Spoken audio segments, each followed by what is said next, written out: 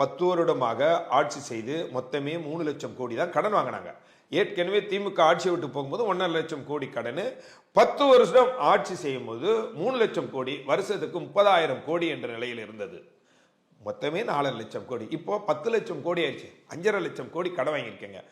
என்னென்ன கட்டமைப்பை உருவாக்கியிருக்காங்க?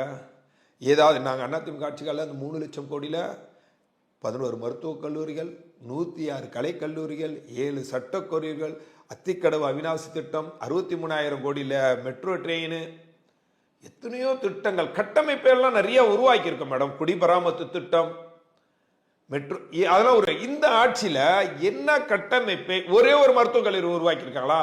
ஒரே ஒரு சட்டக்கல்லூரி உருவாக்கியிருக்காங்களா? எதுவுமே இல்லை. அப்போ எங்களுடைய பொதுச்செயலாளர் என்ன சொல்றாரு?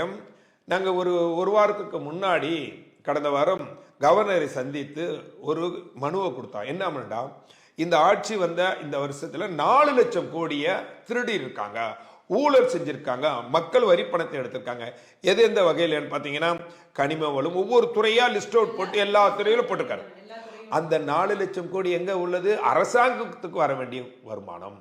அரசாங்கத்துக்கு வர வேண்டிய வருமானம்டா ஒரு வருஷத்துக்கு 1 லட்சம் கோடி. இந்த தொகை, இந்த அறிவிப்புகள் அறிவிச்சிருக்காங்கள திட்டங்கள்லாம், இதுக்கு அதிகபட்சம் போனால் 80,000 கோடி ரூபாய் தேவை. இந்த வரக்கூடிய இந்த மோசடி பண்ணி மக்களை ஏமாற்றி திருடி இவர்கள் வீட்டிலையும் வெளிநாட்டிலையும் சேர்த்து வச்சிருக்க இந்த பணத்தை அப்படியே மக்களுக்கு அப்படியே திருப்பி விடுறது.